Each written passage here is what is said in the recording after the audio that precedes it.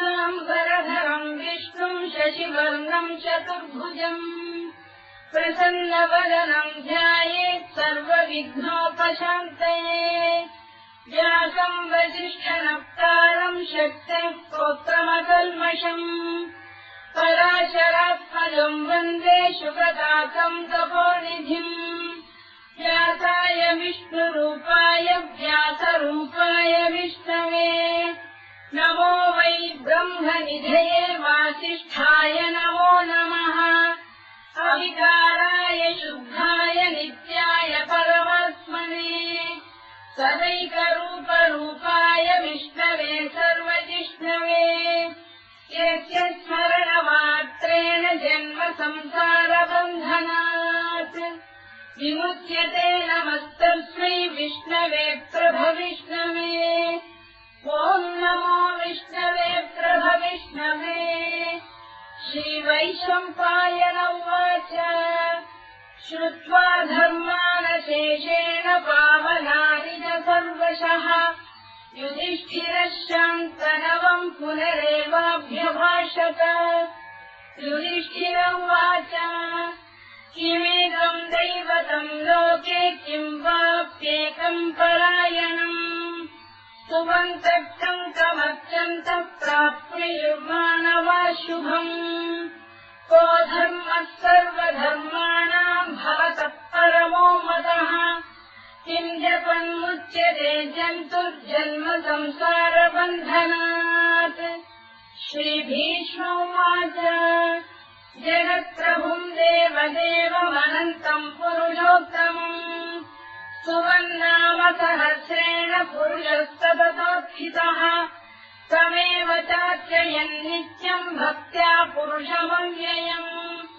ध्यायम् स्तुवन्नमस्यम् च यजमानस्तमेव च अनादिनिधनम् विष्णुम् सर्वलोकमहेश्वरम् लोकाध्यक्षम् स्तुवन्नित्यम् सर्वदुःखातिको भवेत् ब्रह्मण्यम् सर्वधर्मज्ञम् लोकानाम् कीर्तिवर्धनम् लोकनाथम् महद्भूतम् सर्वभूतभवद्भवम् एष मे सर्वधर्माणाम् धर्मोऽधिकतमो मतः यद्भक्त्या पुण्डरीकाक्षम् तवैरच्चेन्नरः सदा परमम् यो महत्तेजः परमम् यो महत्तपः परमम् यो महद्ब्रह्म परमम् यः परायणम् पवित्राणाम् पवित्रम् यो मङ्गलानाम् च मङ्गलम् दैवतम् देवतानाम् च भूतानाम् यो व्यक्तिरा यतः सर्वाणि भूतानि भवन्त्यादियुगागमे यस्मिंश्च प्रलयम् यान्ति पुनरेव युगक्षये तस्य लोकप्रधानस्य जगन्नाथस्य भूपते विष्णोर्नाम सहस्रम् मे शृणु पापभयापहम् यानि नामानि गौणानि विख्यातानि महात्मनः ऋषिभिः परिगीतानि तानि वक्ष्यामि भूतये ऋषिर्नाम्नाम् सहस्रस्य वेदव्यासो महामुनिः छन्दानुष्टुप् तथा देवो भगवान् देवकीसुतः अमृताम् शुद्धवो बीजम् शक्तिर्देवकीनन्दनः कृतामाहृदयम् तस्य शान्त्यर्थे विनियुज्यते विष्णुम् जिष्णुम् महाविष्णुम् प्रभविष्णुम् महेश्वरम् अनेकरूपदैत्यान्तम् नमामि पुरुषोत्तमम् अस्य श्रीविष्णोर्दिव्यसहस्रनामस्तोत्रमहामन्त्रस्य श्रीवेदव्यासो भगवान् ऋषिः अनुष्टुप्छन्दः श्रीमहाविष्णुः परमात्मा श्रीमन्नारायणो देवता अमृताम् शुद्धवो भानुरिति बीजम् देवकीनन्दन श्रेष्ठेति शक्तिः उद्भवः क्षोभणो देव इति परमो मन्त्रः धर इत्य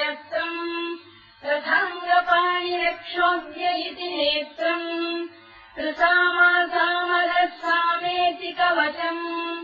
आनन्दम् परब्रह्मेति योनिः ऋतुः सुदर्शनकाल इति दिग्बन्धः श्रीविश्वरूप इति ध्यानम् श्रीमहाविष्णुप्रीत्यर्थे सहस्रनाम जपे विनियोगः ध्यानम् श्रीयोगङ्गप्रदेशे शुचिमणिविरतत्सैकते मौक्तिकानाम्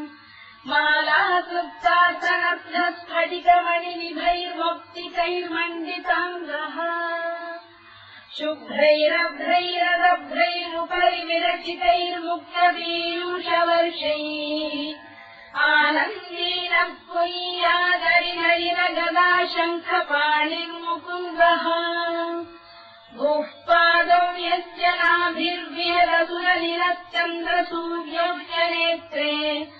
कर्णावाशा शिरोद्यौर्मुखमपि दहनो यस्य वात्रेयमब्धिः अन्तस्थम् यस्य विश्वम् सुरनरखगो भोगिगन्धर्वदैत्यैः चित्रम् रम्यम् यदेतम् त्रिभुवनवपुषम् विष्णुमीशम् नमामि ॐ नमो भगवते वासुदेवाय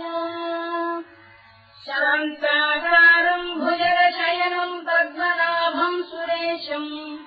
विश्वाधारम् गगनसदृशम् मेघवर्णम् शुभाङ्गम् लक्ष्मीकान्तम् कमलनयनम् योगिहृद्ध्यानगम्यम् वन्दे विष्णुम् भवभयहरम् सर्वलोकैकनाथम् मेघश्यामम् पीतकौशेयवासम् श्रीवत्साङ्गम् कौस्तुभोद्भासिताङ्गम् पुण्योपेतम् पुण्डरीकायताक्षम् विष्णुम् वन्दे सर्वलोकैकनाथम् नमः समस्तभूतानामादिभूताय भूभृते अनेकरूपरूपाय विष्णवे प्रभविष्णवे सशङ्खचक्रम् सकिरीटकुण्डलम् सपीतवस्त्रम् सरसीरुहेक्षणम् सहारवक्षस्थलशोभिकौस्तुभम् नमामि विष्णुम् शिरसा चतुर्भुजम् छायायाम् पारिजातस्य हेमसिंहासनोपरि आसीनमम्बुदश्याममायताक्षमलङ्कृतम् चन्द्राननम् चतुर्बाहुम् श्रीवत्साङ्कितवक्षसम् रुक्मिणी सत्यभामाभ्याम् सहितम् कृष्णमाश्रये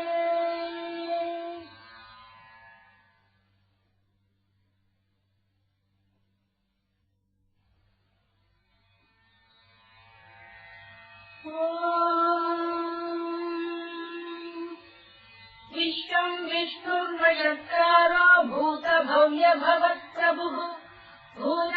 भूतभृद्भावो भूतात्मा भूतभावनः भूतात्मा परमात्मा च मुक्तानाम् परमागतिः अव्ययः पुरुषः साक्षी क्षेत्रज्ञोऽक्षर एव च योगो योगविदाम् नेता प्रधानपुरुषेश्वरः नारसिंहवपुः श्रीमान् केशवः पुरुषोत्तमः सर्वः शर्वः शिवस्थाणुर्भूतादिर्निधिरव्ययः सम्भवो भावनो भक्ता प्रभवः प्रभुरीश्वरः स्वयम्भूः शम्भुरादित्यः पुष्कराक्षो महास्वनः अनादिनिधनो धाता विधाता धातुरुत्तमः अप्रमेयो ऋषिकेशः पद्मनाभोऽमरप्रभुः विश्वकर्मा मनुस्पष्टा स्थविष्ठस्थविरो ध्रुवः अग्राह्यः शाश्वतकृष्णो लोहिताक्षप्रदर्शनः प्रभूतस्त्रिककुब्धाम पवित्रम् मङ्गलम् परम् ईशानप्राणदप्राणो ज्येष्ठः श्रेष्ठः प्रजापतिः हिरण्यगर्भो भूगर्भो माधवो मधुसूदनः ईश्वरो विक्रमी धन्वी मेधावी विक्रमक्रमः अनुत्तमो दुराधर्षः सर्वज्ञकृतिरस्मान् सुरेशः शरणम् शर्म विश्वरेता प्रजाभवः अधः संवत्सरो व्यालप्रत्ययः सर्वदर्शनः अजः सर्वेश्वरः सिद्धः सिद्धिः सर्वादिरच्युतः वृषा कपिरमेयात्मा सर्वयोगविनिःसृतः वसुर्वसुमनः सत्यः समात्मा संविदः समः अमोघः पुण्डरीकाक्षो वृषकर्मा वृषाकृतिः रुद्रो बहुशिरा बभ्रुर्विश्वयोनिश्रुतिश्रवाः अमृतः शाश्वतस्थाणुर्वरारोहो महत्तपाः सर्वदः सर्वविद्वानुर्विश्ववित्तमिः लोकाध्यक्षः सुराध्यक्षो धर्माध्यक्षकृताकृतः चतुरात्मा चतुर्व्यूहश्चतुर्दंष्टश्चतुर्भुजः भ्राजिष्णुर्भोजनम् भोक्ता सहिष्णुर्जगदादिजः अनभो विजयो जेता विश्वयोनिः पुनर्वसुः उपेन्द्रो वामनः प्रांशुरमोघः शुचिरूर्जितः अतीन्द्रः सङ्ग्रहः सर्गो धृतात्मा नियमो यमः वेद्यो वैद्यः सदा योगी वीरः माधवो मधुः अतीन्द्रियो महामायो महोत्साहो महाबलः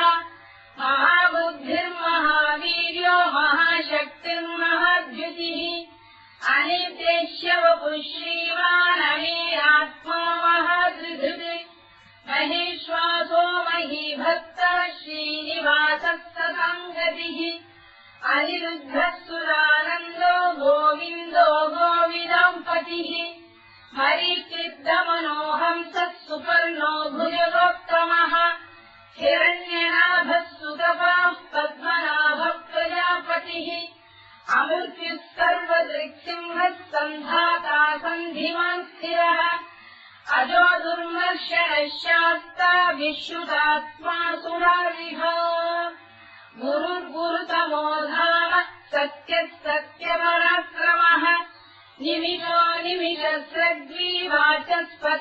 निमिषस्रग्वीवाचस्पतिरुदारधीः अग्रणी ब्राह्मणी श्रीमान् न्यायो नेता समीरणः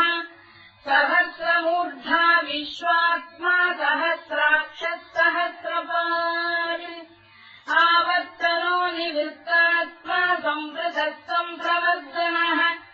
अधः संवत्सको गम्भीरहिरो धरणीधरः सुप्रसादप्रसन्नात्मा विश्वधृत् विश्वभुक्विभुः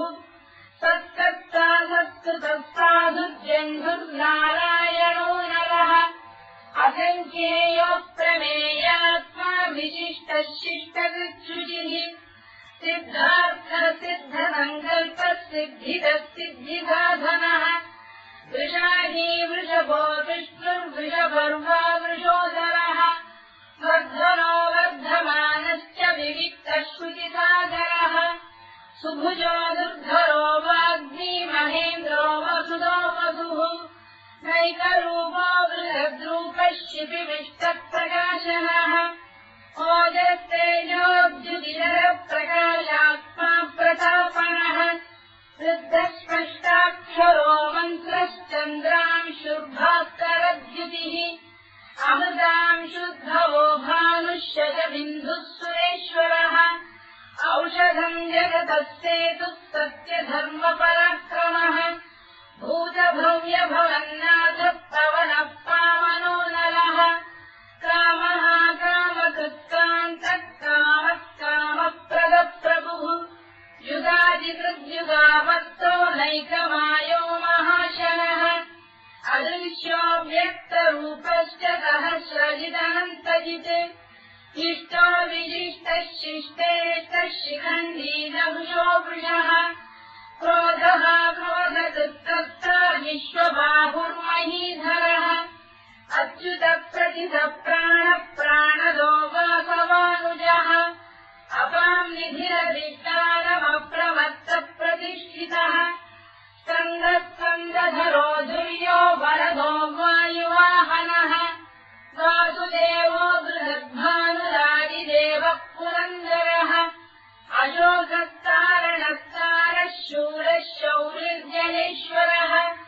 अनुकूलश्च तावत्तः पद्मी पद्मनिभेक्षणः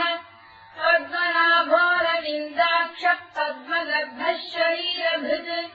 महद्भिर्वृद्धो वृद्धात्मा महाक्षो गरुडध्वजः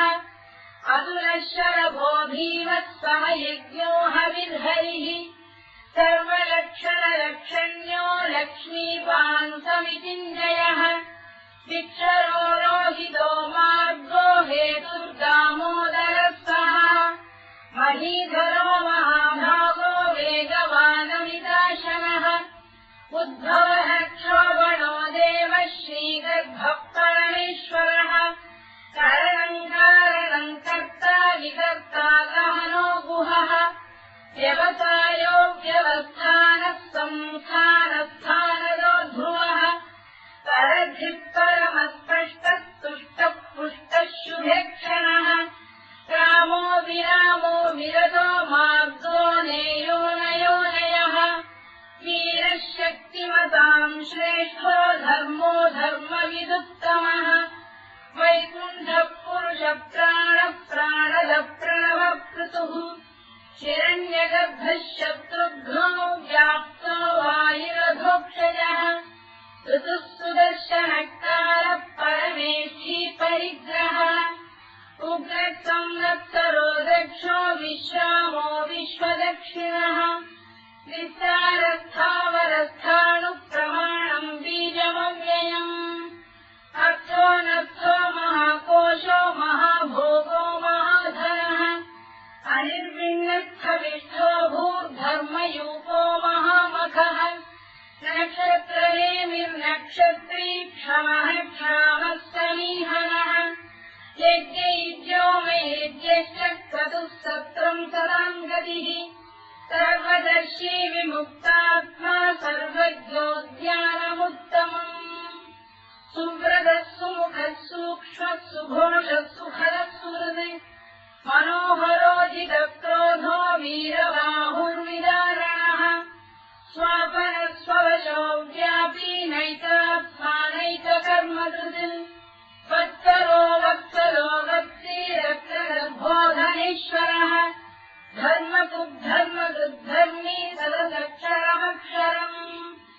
अभिज्ञाता सहस्रांशुर्विधाता कृतलक्षणः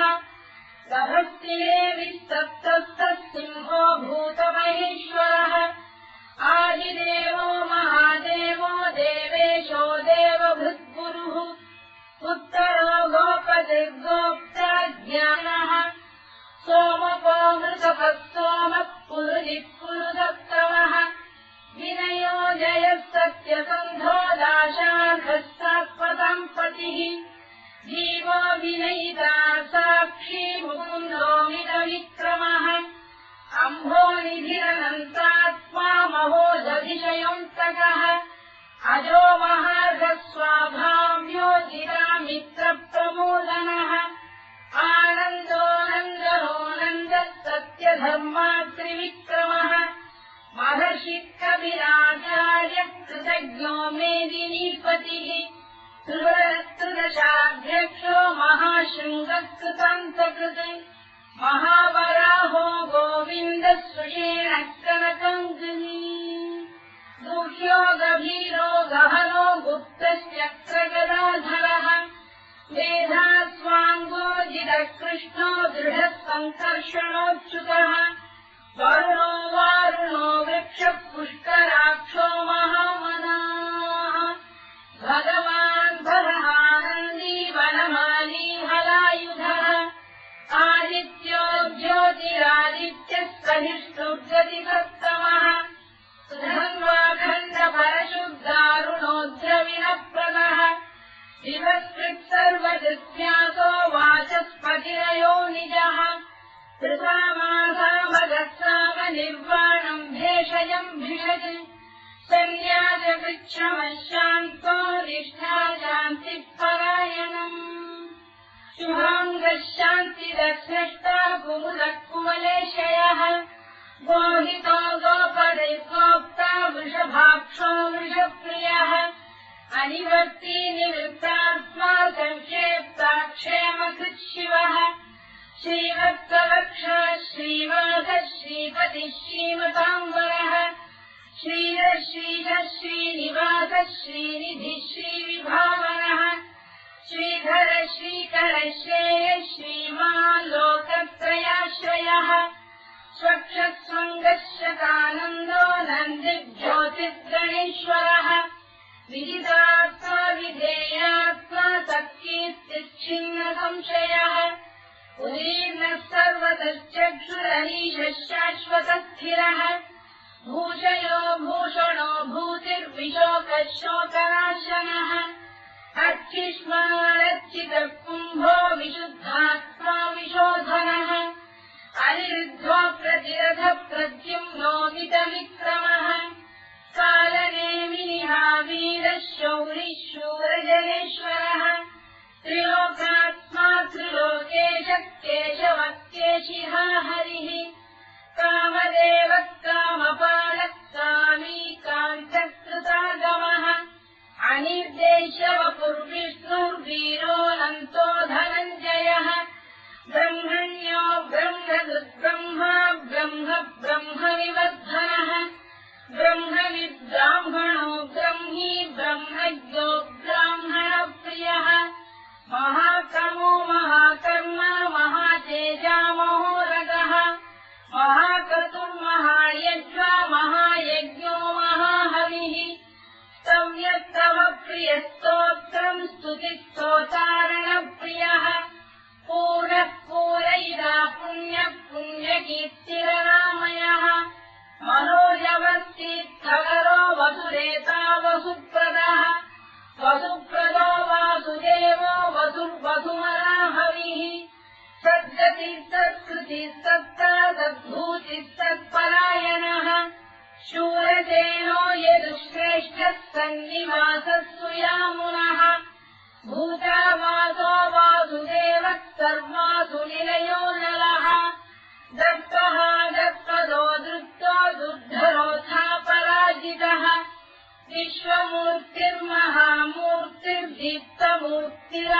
विश्वमूर्तिर्महामूर्तिर्दीप्तमूर्तिरमूर्तिमान् अनेकमूर्तिरव्यक्तः शतमूर्तिः शताननः एकोनैकः सवक्तव्यम् यत्तत्पदमनुत्तमम्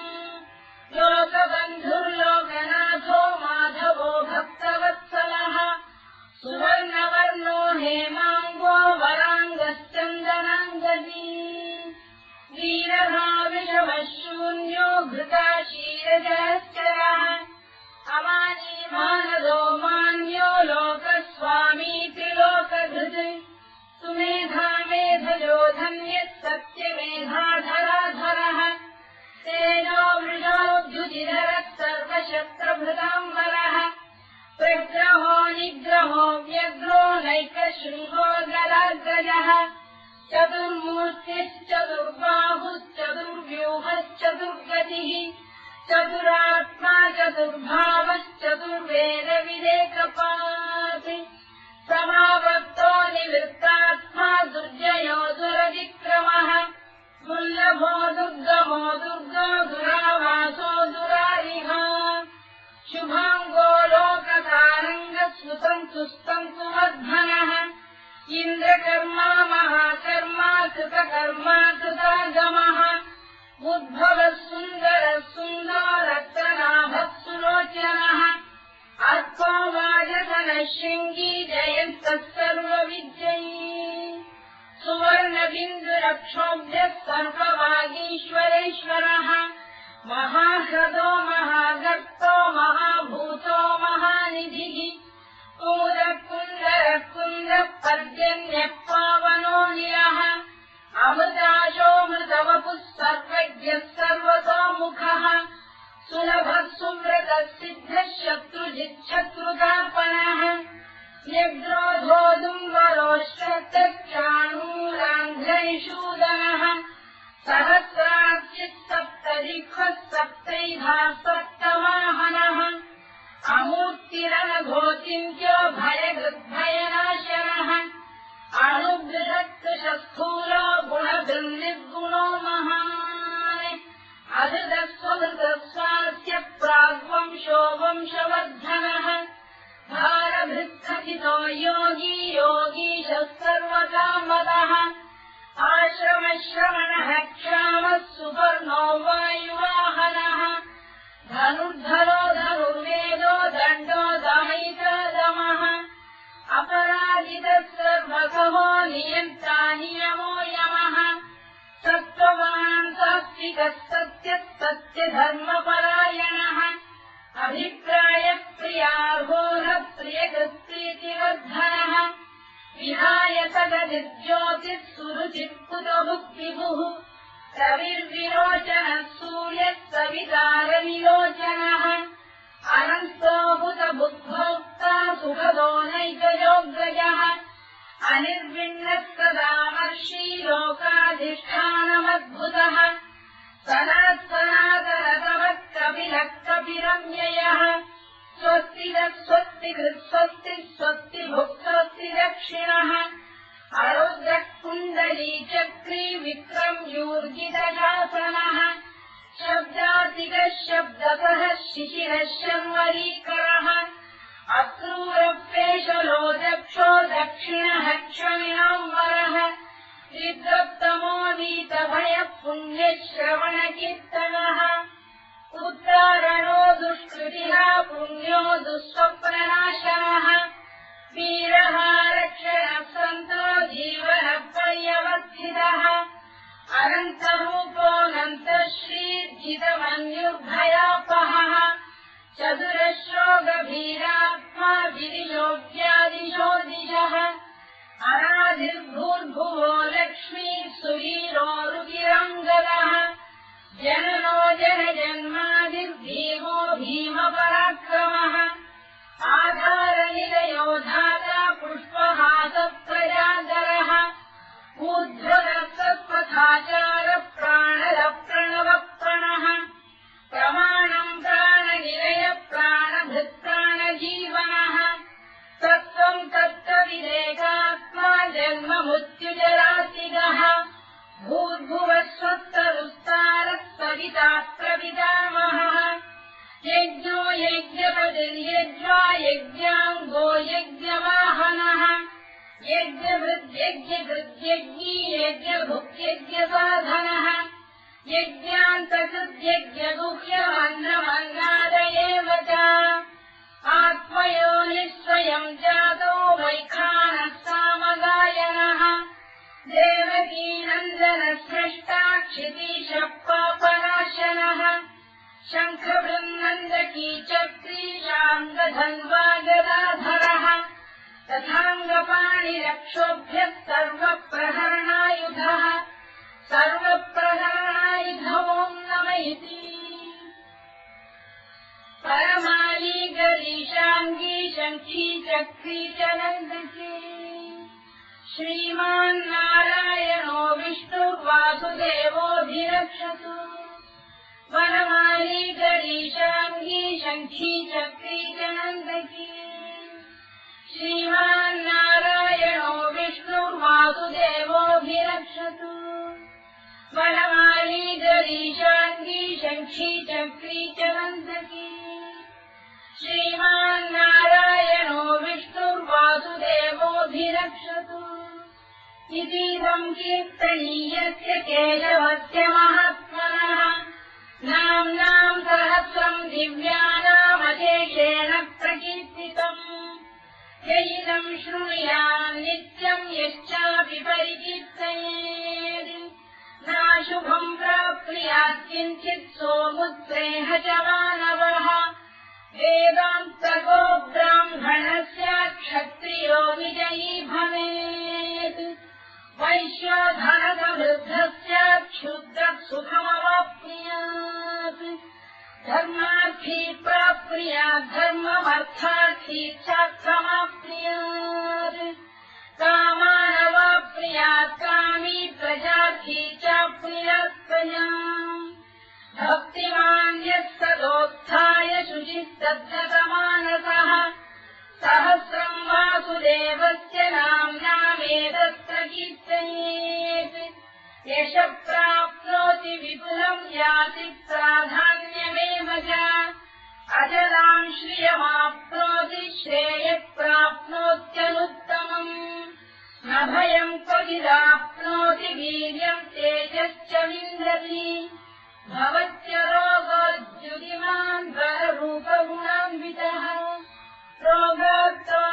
मुच्यते रोगाद्बद्धो मुच्येत बन्धनात् भयान्मुच्येत भीतस्तु मुच्येतापन्न आपदः दुर्गाण्यतितरत्याशु पुरुषः पुरुषोत्तमम् सुवन्नाम सहस्रेण नित्यम् भक्तिसमन्वितः वासुदेवाश्रयो मर्त्यो वासुदेवपरायणः सर्वपापविशुद्धात्मा याति ब्रह्मसनातनम् न वासुदेव भक्तानामशुभम् विद्यते क्वचित् जन्म मृत्युजरा व्याधिभयम् नैवोपजायते इमम् स्तवमधीयानः श्रद्धा भक्तिसमन्वितः युज्येतात्मसुखशान्ति श्रीधृतिस्मृतिकीर्तिभिः न क्रोधो न च मात्सर्यम् न लोभो न शुभामतिः भवन्ति कृतपुण्यानाम् भक्तानाम् पुरुषोत्तमे द्यौस्तचन्द्रार्कनक्षत्राखम् दिशो भूर्महोदधिः वासुदेवस्य वीर्येण विधृतानि महात्मनः ससुरासुरगन्धर्वम् स यक्षोरगराक्षसम् जगत्वशेवस्ततेदम् कृष्णस्य सचराचरम् इन्द्रियाणि मनोबुद्धिः सत्त्वम् तेजोबलम् धृतिः वासुदेवात्मकान्याहुः क्षेत्रम् क्षेत्रज्ञ एव च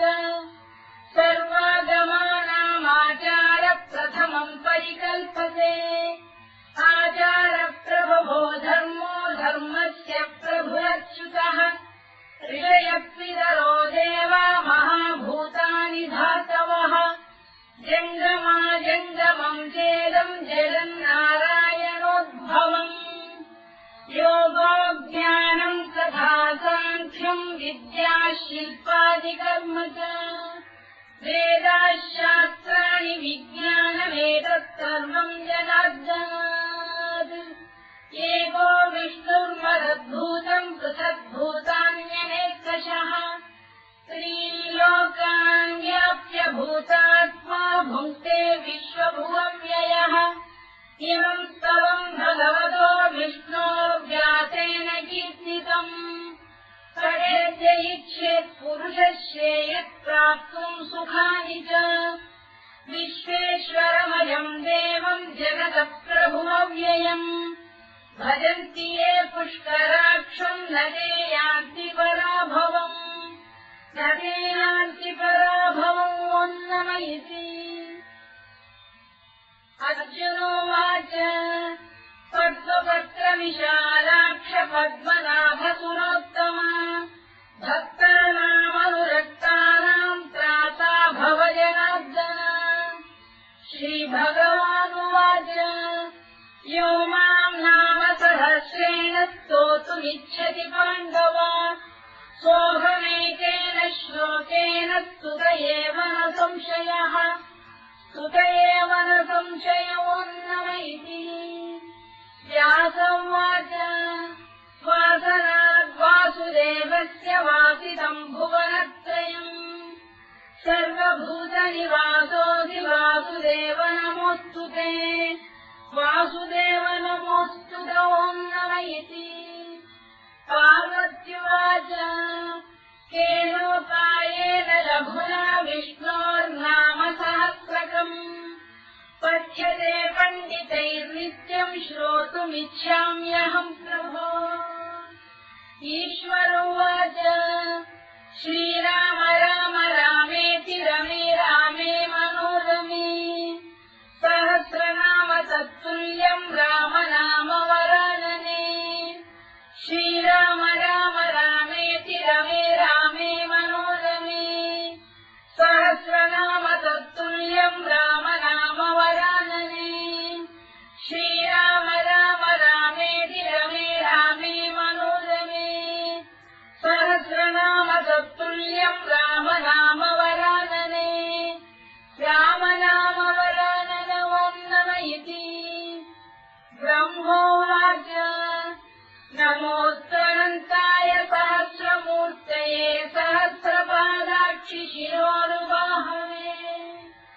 सहस्रनाम्ने पुरुषाय शाश्वते सहस्रकोटियुगधारिणे नमः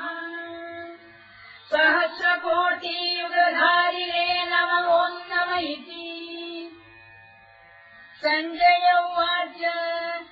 यत्र योगेश्वर कृष्णो यत्र पार्थो धनुर्धरः तत्र श्रीविजयो भूतिर्भुवानिधिर्मतिर्मम श्रीभगवानुवाच अनन्याः चिन्तयन्तो मां ये जनाः पर्युपासते तेषाम् नित्याभियुक्तानाम्